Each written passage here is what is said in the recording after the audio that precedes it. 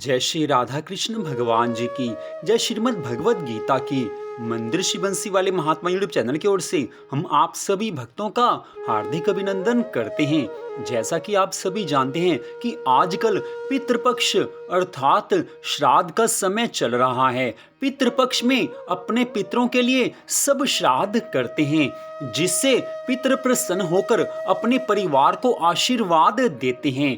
तो इन्हीं पितृपक्ष के दिनों में श्रीमद् भगवत गीता का पाठ करना बहुत ज्यादा मंगलदायी कहा गया है। पितृ श्रीमद् भगवत गीता के पाठ से बहुत प्रसन्न होते हैं। अगर किसी कारणवश पितरों की मुक्ति ना हुई हो तो उन पितरों की मुक्ति के लिए श्रीमद् भगवत गीता को सुना जाता है। श्रीमद् भगवत गीता के 5वें अध्याय को आज हम आपको सुनाने जा रहे हैं। इसको सुनने मात्र से पितरों को मोक्ष मिल जाता है, इसलिए 5वें अध्याय को आप पूरी श्रद्धा भावना से सुने। श्रीमद् भगवत गीता का 5वां अध्याय इस प्रकार है।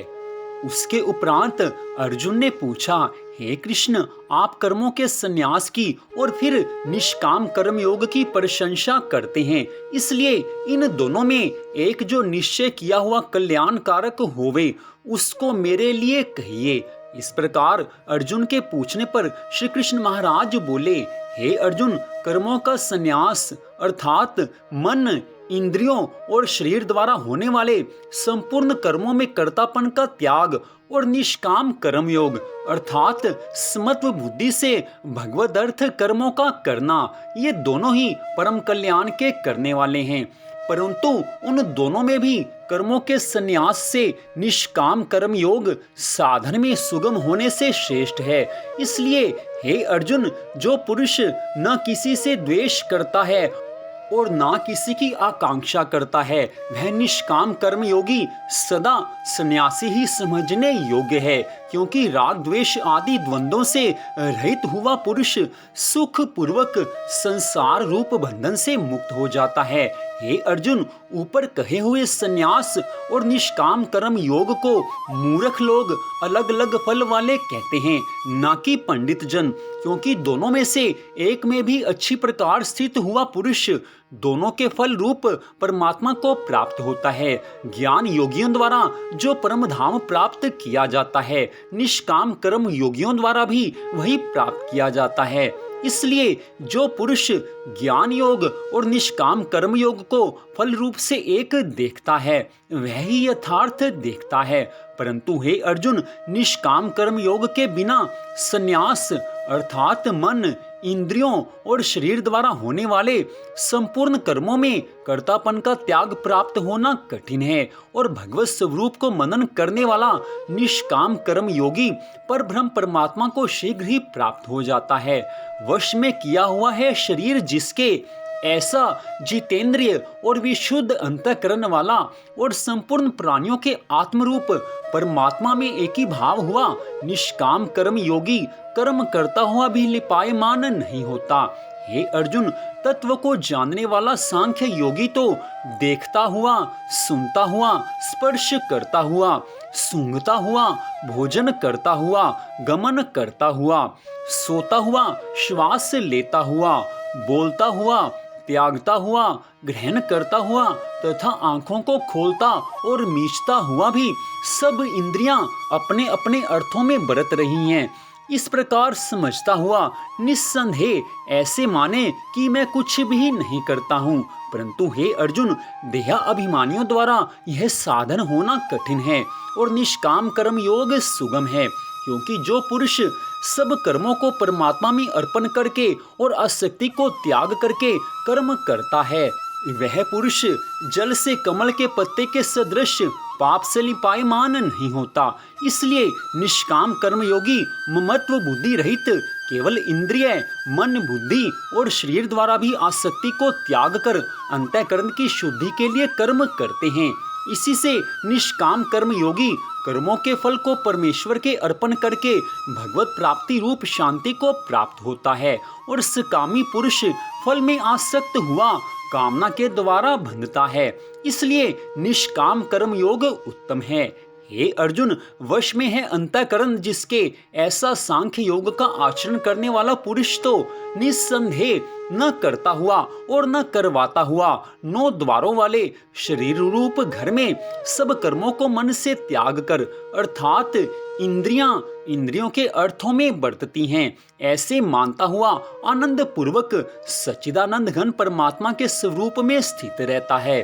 परमेश्वर भी भूत प्राणियों के न तो कर्तापन को और न कर्मों को तथा न कर्मों के फल के संयोग को वास्तव में रचता है, किंतु परमात्मा के सकाश से प्रकृति ही बरतती है, अर्थात गुण ही गुणों में बढ़त रहे हैं। सर्वव्यापी परमात्मा न किसी के पाप कर्म को और न किसी के शुभ कर्म को भी ग्रहण करता है, किंतु माया के द्वारा ज्ञान ढका हुआ है, इससे सब जीव मोहित हो रहे हैं। परंतु जिनका वह अंतःकरण का अज्ञान आत्मज्ञान द्वारा नाश हो गया है, उनका वह ज्ञान सूर्य के सदृश उस सच्चिदानंद घन परमात्मा को प्रकाशता है, अर्थात परमात्मा के स्वरूप को साक्षात कराता है। हे अर्जुन, तद्रूप है बुद्धि जिनकी तथा तद्रूप है मन जिनका, और उस सच्चिदानंद घन परमात्मा में ही है निरंतर एक ही भाव से स्थिति जिनकी, ऐसे तत्परायण पुरुष ज्ञान के द्वारा पाप रहित हुए अपुनरावर्ती को अर्थात परम गति को प्राप्त होते हैं।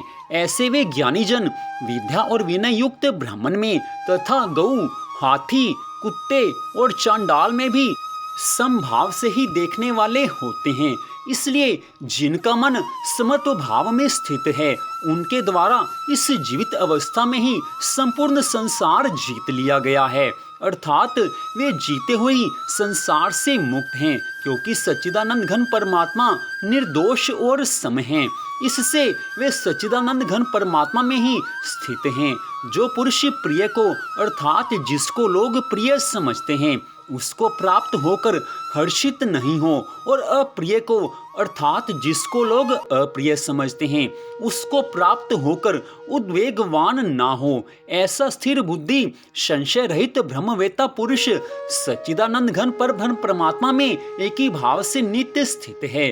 बाहर के विषयों में अर्थात सांसारिक भोगों में आसक्ति रहित अंतःकरण वाला पुरुष अंतःकरण में जो भगवत ध्यान जनित आनंद है उसको प्राप्त होता है, और वह पुरुष सच्चिदानंद घन परब्रह्म परमात्मा रूप योग में एक ही भाव से स्थित हुआ अक्षय आनंद को अनुभव करता है। जो यह इंद्रिय तथा विषयों के संयोग से उत्पन्न होने वाले सब भोग हैं, वे यद्यपि विषय पुरुष को सुख रूप भासते हैं, तो भी निस्संदेह दुख के ही हेतु हैं और आदि अंत वाले अर्थात अनित्य हैं। इसलिए हे अर्जुन, बुद्धिमान विवेकी पुरुष उनमें नहीं रमता। जो मनुष्य शरीर के नाश होने से पहले ही काम और क्रोध से उत्पन्न हुए वेग को सहन करने में समर्थ है, अर्थात काम क्रोध को जिसने सदा के लिए जीत लिया है, वह मनुष्य इस लोक में योगी है और वही सुखी है। जो पुरुष निश्चय करके अंतरात्मा में ही सुख वाला है और आत्मा में ही आराम वाला है तथा जो आत्मा में ही ज्ञान वाला है, ऐसा वह सच्चिदानंद घन परब्रह्म परमात्मा के साथ एक ही भाव हुआ सांख्य योगी शांत ब्रह्म को प्राप्त होता है। नाश हो गए हैं सब पाप जिनके तथा ज्ञान करके निवृत्त हो गया है संशय जिनका, और संपूर्ण भूत प्राणियों के हित में है रति जिनकी, एकाग्र हुआ है भगवान के ध्यान में चित्त जिनका, ऐसे ब्रह्मवेत्ता पुरुष शांत पर ब्रह्म को प्राप्त होते हैं। काम क्रोध से रहित जीते हुए चित्त वाले पर ब्रह्म परमात्मा का साक्षात्कार किए हुए ज्ञानी पुरुषों के लिए सब ओर से शांत पर ब्रह्म परमात्मा ही प्राप्त है।